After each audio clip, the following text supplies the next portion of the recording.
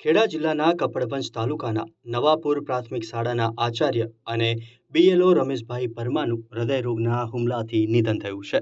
તેમનું અચાનક જ અવસાન થતાં પરિવાર અને ગ્રામજનોમાં ગમગીની ફેલાવા પામી છે।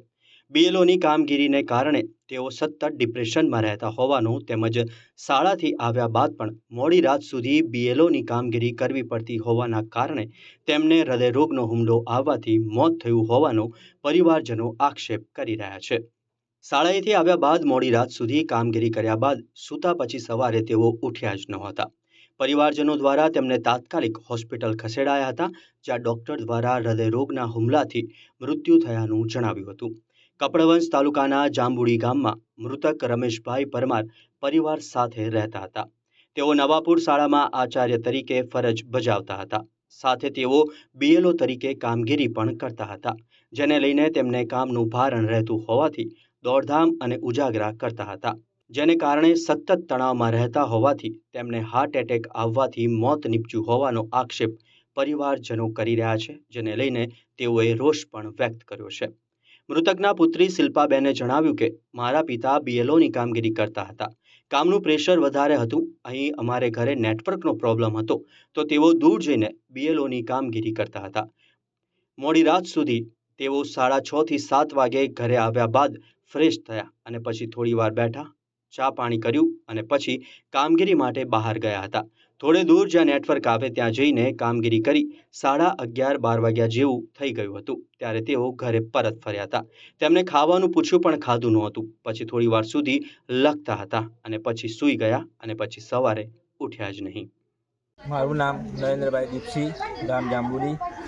આજ રોજ મારા મોટા ભાઈ એવા રમેશભાઈ રતિલાલ પરમાર, જો શિક્ષક તરીકે દૈયબ જોડે નવાપુરા ગામે ફરજ બજાવતા હતા, સાથે સાથે તેમને બીએલઓની કામગીરી પણ સોંપવામાં આવેલ હતી।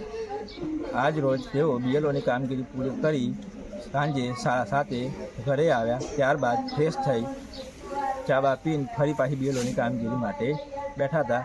પણ અહીંયા એમના ઘરે ટાવર ના આવતા નેટનો ઇસ્યુ હોવાથી તેઓ બીજા ઘરે આવ્યા અને હું જોડે હતો। અમે બંને જોડે હતા। મારાથી અમને નેટનું હોટસ્પોટ કરીને એવા કામગીરી કરતા હતા। હું જોડે બેસી જતો। લગભગ 11:30 વાગે પાછું કામગીરી પતાવીને એવા ઘરે આવ્યા। ઘરે આવીને જમીન ઊંઘ્યા હતા। ઊંઘ્યા પછી સવારે વહેલા 5 વાગે ઉઠવાની ટેવ હતી એમને, પણ એ આજે સવારે 5 વાગે ઉઠ્યા નહીં।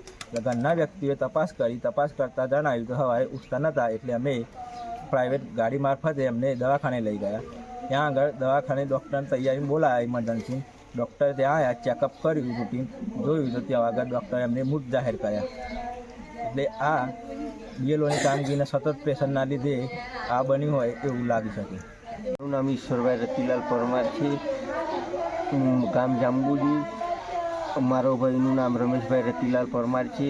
તે દૈયપ નવાપુરા શિક્ષક તરીકે નોકરી કરતા હતા અને બીએલઓનું કામ કરતાં કરતાં મારા ભાઈને હાર્ટ એટેક આવવાથી અવસાન પામેલ છે।